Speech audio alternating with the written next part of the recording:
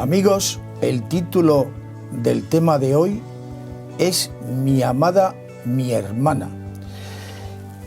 Nos va a hablar de él el pastor Óscar Sande, que ya muchos de vosotros le conoceréis por programas anteriores. Pastor, bienvenido nuevamente. Muchas gracias. Estamos encantados de tenerte nuevamente con nosotros. Él, si recordáis, en programas anteriores nos ha hablado de temas muy interesantes concernientes a los jóvenes. Pues, ¿cómo debe de ser el comportamiento de un joven cuando conoce a una chica o de una chica cuando conoce a ese joven en el transcurso de ese noviazgo hasta la llegada al matrimonio? Una vez que ya se ha llegado al matrimonio, nos quedaría esa segunda parte, que es de la que él nos va a hablar en el día de hoy. Como sabéis, Óscar Sande es un pastor, él es español, lo digo para personas que no lo hayan oído en programas anteriores. Como os decía, es español, del País Vasco, de Mondragón en concreto, pero él realiza su labor pastoral en Australia. En Australia y en Nueva Zelanda. Y bueno, está realizando un periplo por España, va a estar unos cuantos días con nosotros y aprovechamos su presencia para que él nos pueda transmitir pues estos conocimientos tan interesantes que seguro os van a gustar. Muy bien, pues vamos a proceder a decirle al pastor Óscar Sande que nos hable acerca de este título tan interesante, ¿no? Mi amada, mi hermana.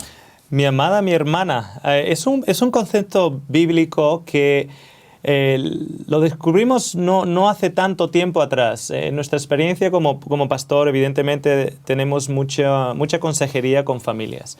Familias no solo cristianas, sino familias que muchas veces hemos tenido llamadas de teléfono de gente que están en problemas y hemos tratado de aconsejar a matrimonios en las diferentes dificultades que están pasando. Yo personalmente llevamos 17 años de matrimonio con mi esposa. Tenemos 4 hijos, 3 de ellos se parecen a mí y uno de ellos es un niñito rubito australiano que lleva viviendo con nosotros 2 años y prácticamente se ha quedado con nosotros y es el niñito, el hijo rubio que tenemos. Pero según yo trataba de discernir los problemas que están acechando tanto a las familias en el día de hoy, investigando y haciendo un estudio bíblico personal acerca de estas circunstancias, me di cuenta que hay un principio, el principio mi amada, mi hermana, que me gustaría expresar y me gustaría compartir con todos los televidentes, porque creo que va a ser de enorme beneficio. Como tú bien sabes, la sociedad de hoy tiene un número de epidemias cuando se refiere a lo que son los matrimonios. Si te pregunto qué epidemia te llega a la mente en relación a los matrimonios, ¿qué te llegaría a ti? Yo diría que actualmente quizá para mí hay dos epidemias dentro del matrimonio fundamentales. Una es el adulterio y otra es el divorcio. Quizás sean las dos, dentro de otras connotaciones que pueda haber, pero quizás sean las dos epidemias que más se dan en el mundo actual, ¿no? Y en mi experiencia, según estamos consultando con matrimonios que están en crisis, hay dos cosas que siempre, en la mayoría de los casos, o una de ellas o ambas, siempre salen a relucir. Adulterio y divorcio. Divorcio porque esa es la opción a seguir, porque estamos en crisis, y adulterio en muchos de esos casos porque es una señal de que realmente había una crisis y por ahí emergió a través de una relación ilícita fuera del matrimonio, ¿no? Años atrás, cuando yo era un adolescente, mi papá se fue con otra señora y se separó y luego eventualmente se divorció de mi mamá. Entonces, este episodio en sí, yo no lo entendía aquel entonces como un adolescente, pero ahora como pastor me ha ayudado tremendamente. Me ha ayudado tremendamente en grandes aspectos a la hora de poder ayudar a otros. No solo a los matrimonios, sino a esos hijos que se quedan atrás. Porque yo fui uno de esos hijos que se quedó atrás. Entonces, cuando tienes ahí a tres hijas de un matrimonio roto y se están preguntando ¿por qué? ¿Y dónde está Dios en todo esto? Yo también puedo compartir ese sentimiento de corazón a corazón porque fue el que yo mismo lo pasé. Una circunstancia que me gustaría comenzar indicando es el efecto de oscuridad que existe cuando un matrimonio está en crisis. O bien lo que le lleva al matrimonio a la crisis o una vez que ya el matrimonio está en la crisis. Hay como una cortina de oscuridad que se pone enfrente tanto de él como de ella. Hay una mentira que encubre, sobre todo cuando estamos hablando, por ejemplo, en el tema del adulterio. Recuerdo años atrás, yo fui notificado por una señora que ella sospechaba por muchos años que su esposo estaba teniendo una relación. Un día me llama a la mañana y me dice que ha tenido un sueño y que en ese sueño veía a su esposo teniendo una relación con otra señora. Claro, en un principio yo estoy de acuerdo que una persona puede tener sueños, pero yo no puedo ir ahí y levantar una acusación en contra de nadie solo por un sueño. Entonces llamé a otra persona y esta persona vino conmigo a hablar con el esposo.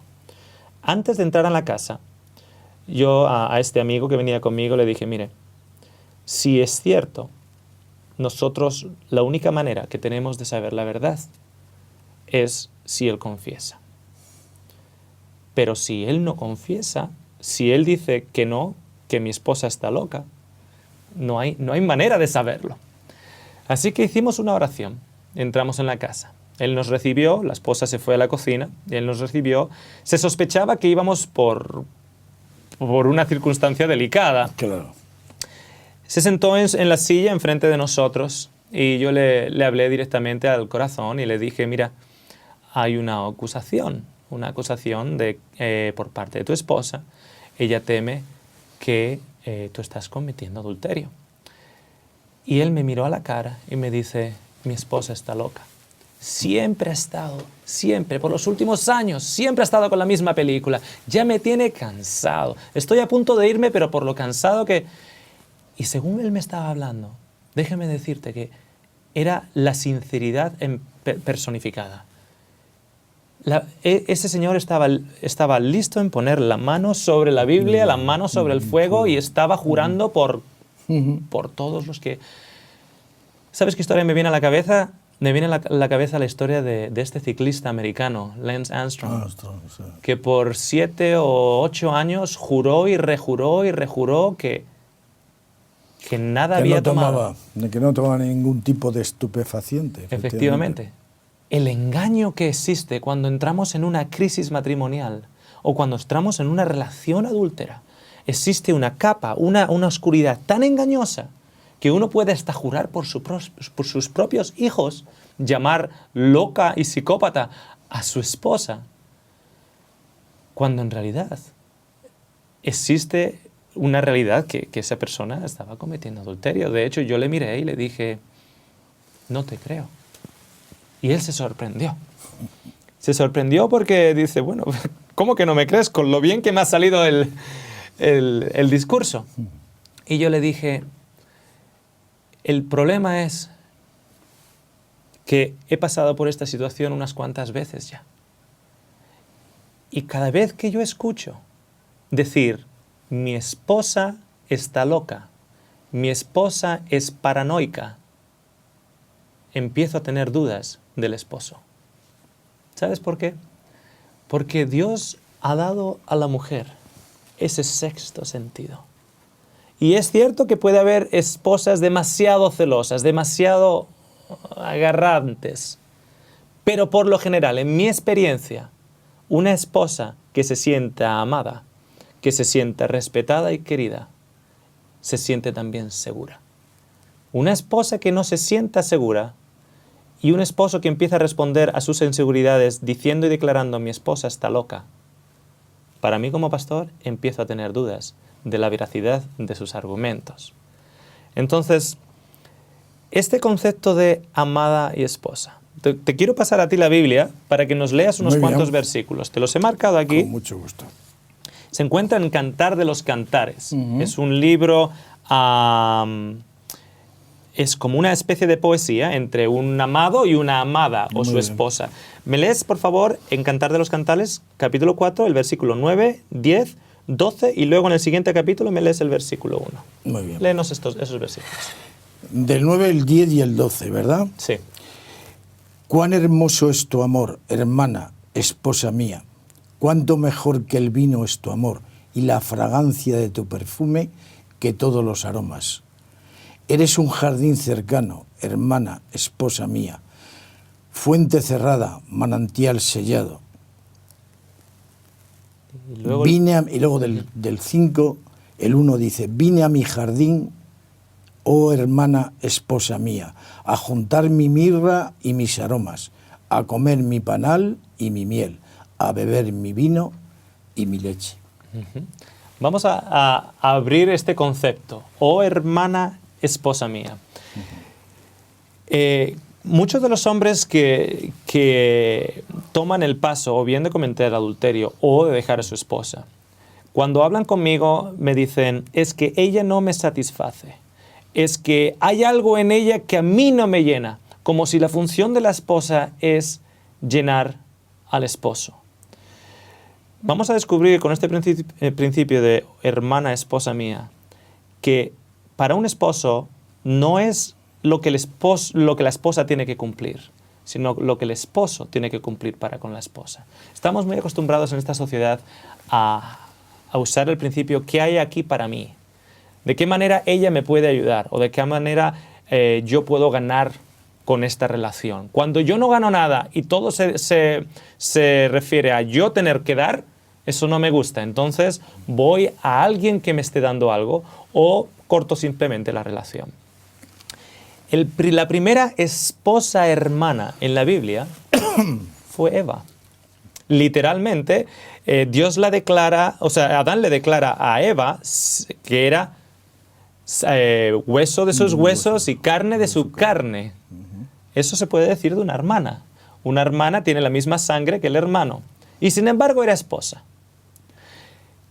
Déjame hacerte una pregunta, y es una pregunta muchas veces que ateos hacen a los cristianos. Ok, si el mundo y la humanidad comenzó solo con 2 personas y el primer hijo se llamaba Caín, ¿con quién se casó Caín? Obviamente tuvo que ser con su hermana, claro. Tuvo que ser con su hermana. Claro. Porque la Biblia nos dice que Adán y Eva tuvieron más hijos y más hijas.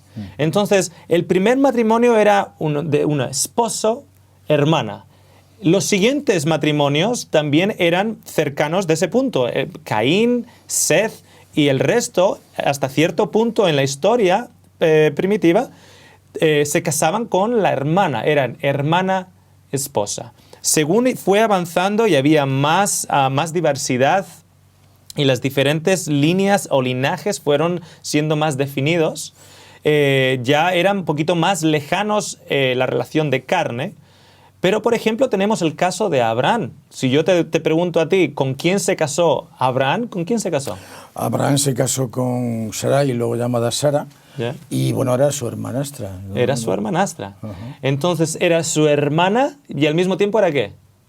Esposa. Era su esposa. Claro. De hecho, cuando Abraham fue a Egipto, temió que le iban a matar por lo hermosa que era Sara, que le dijo, diles a ellos que eres mi hermana. Y en cierto sentido no era mentira, era verdad. Luego tenemos Cantar de los Cantares. Pero antes del Cantar de los Cantares, esta carta hermosa de mi hermana, mi esposa, tenemos una ley que fue dada cuando Moisés sacó al pueblo de Israel de Egipto y les dijo, ya no quiero que andéis casándoos hermanos con hermanas de sangre. ¿Por qué? Porque hasta ese punto la genética ya empezaba a ser reproducida con errores, con mutaciones. Esas mutaciones vienen como consecuencia del pecado, pero evidentemente teníamos defectos, niños con defectos, etc. Entonces decían que no quiero decía el Señor, no quiero que os caséis hermanos con hermanas de sangre. Sin embargo, el concepto de hermana a nivel espiritual se mantuvo. ¿Cómo sabemos eso? Bueno, el Señor les dice a Israel, no vayáis a casaros con las hijas de los cananitas. No vayáis a casaros con las hijas de los egipcios. Casaros con las hijas de Israel, porque son vuestras hermanas. Entonces, en el Nuevo Testamento, el mismo principio se repite. Tenemos a Cristo que se llama de nosotros hermano, que es nuestro hermano, y sin embargo nosotros, siendo la iglesia, siendo el pueblo de Dios, también somos hermanos. Somos hermanos de Él, pero Él es también nuestro esposo. Esposo, claro. Entonces, Cristo es para nosotros nuestro hermano y al mismo tiempo nuestro esposo. Y en el Nuevo Testamento y así en el mundo en que vivimos, ¿qué le diríamos, por ejemplo, a un joven que tiene una fe cristiana, que tiene unas creencias firmes en la Biblia? ¿Cómo le recomendaríamos a la hora de casarse, a la hora de encontrar pareja? Le diríamos, bueno, entre una de las cosas que tienes que considerar, considera el hecho de que la mujer con la que te cases ha de ser una joven que también tenga creencias similares, creencias bíblicas similares a las tuyas, que crea en Dios, que vaya a la iglesia, que comparta unas creencias contigo. En otras palabras, que sea ¿qué? No hermana de sangre, pero sí hermana en la fe. Efectivamente. Entonces, un joven se tiene que casar o debería estar buscando para casarse con una hermana en Cristo, una hermana en la fe. Entonces la puede llamar también ¿qué? Su hermana, su esposa. Ok. ¿Qué ha ocurrido con el hombre? Bueno, vamos viendo el título del cual hablábamos en un principio y que era muy llamativo, mi hermana, mi amada. Estamos viendo y vas desgranando verdaderamente el significado de ese título, ¿no? Que en principio a algunos de nuestros televidentes pues les podría ser difícil de entender, pero yo creo que ahora lo van entendiendo perfectamente. Claro. Entonces, ¿qué ocurre a día de hoy? A día de hoy es que muchos de nosotros, cuando nos casamos con una mujer, no con una hermana. ¿A qué me refiero con ello? Nos casamos con una persona que no piensa como nosotros. Y no me refiero que haya que pensar igual, pero en las cosas básicas de Dios. Que una persona que nos vayamos a casar que tenga una fe en Dios. Yo tengo una fe en Dios. Que tenga una creencia en sus mandamientos. Yo tengo una creencia en sus mandamientos. Claro que a ella le puede gustar el color verde y a mí el color azul. Y no pasa nada, pero en lo básico, a la hora de ser hermanos en Cristo, es un componente que no existe en los matrimonios generales. Entonces, nos hemos casado solo con una esposa y no con una hermana. Entonces, ¿qué ocurre? Cuando sacamos el aspecto de hermana del matrimonio, una persona que piensa como yo en Cristo, estamos también sacando el concepto de Cristo del matrimonio. Cuando hemos sacado el concepto de Cristo del matrimonio, ahora esa mujer está para satisfacer las necesidades del hombre. Y cuando la mujer no satisface las necesidades del hombre, ¿en qué nos adentramos? Pues nos puede llevar a las características de, primeramente puede ser el adulterio, puede derivarnos hacia el adulterio, y luego también puede venir una segunda consecuencia también importante, que es el divorcio. Con lo que conlleva no solo para el matrimonio, si hay hijos, también para los hijos. Claro. Efectivamente. Cuando nosotros entendemos que en una relación matrimonial en el cual somos hermanos en Cristo, por delante de ser esposo y esposa, es algo que tenemos que entender. El ser hermanos en Cristo ha de estar por delante de ser esposo y esposa. ¿Por qué? Yo conozco gente, por ejemplo, que estaría dispuesta a ayudar a una hermana de iglesia y conducir para llevarla al hospital 50, 100 kilómetros por la hermana de iglesia, pero a la mujer la manda en el metro. O sea, a veces hacemos un mayor servicio al hermano o hermana de iglesia o al amigo o amiga del trabajo, porque lo tenemos amigos como hermanos, que lo que podemos hacer a nuestro esposo o a nuestra esposa. De hecho, siempre suelo decir que la Biblia nos dice, ama a tu prójimo. Pero si no podemos amar ni a la esposa, olvídate de amar al desconocido, ¿no crees? No tiene sentido. Efectivamente, así es.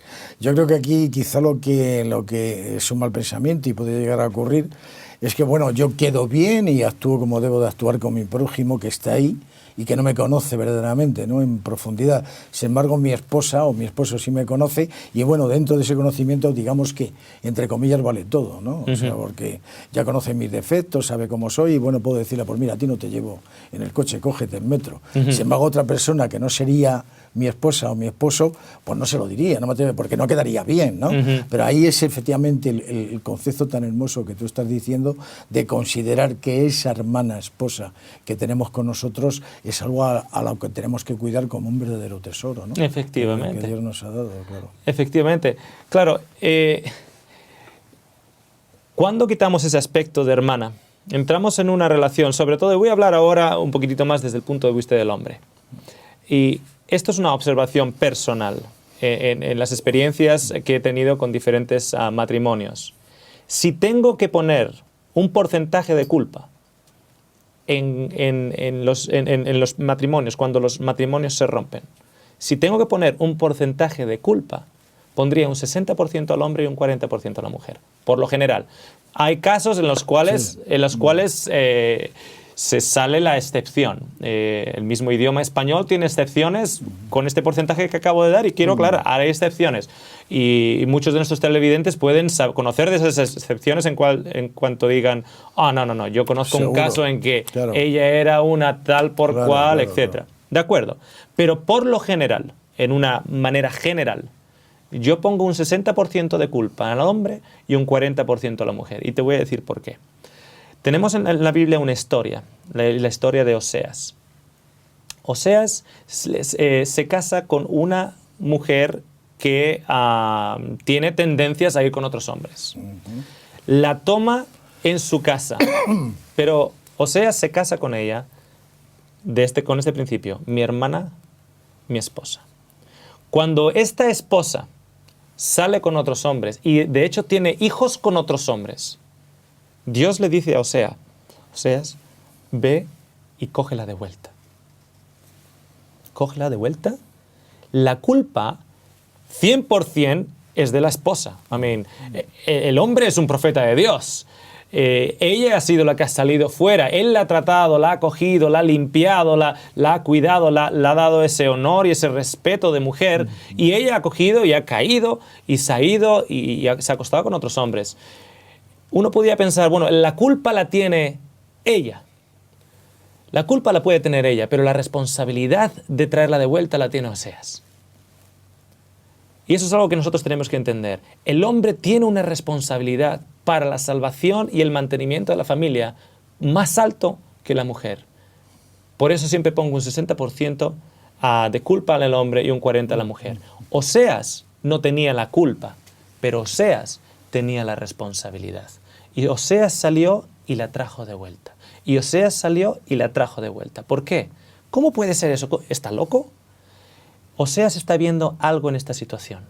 Cuando ve a esa mujer, no ve a su esposa, no ve a una señora que está ahí para servirle a él, no ve a una señora que está ahí para satisfacerle a él.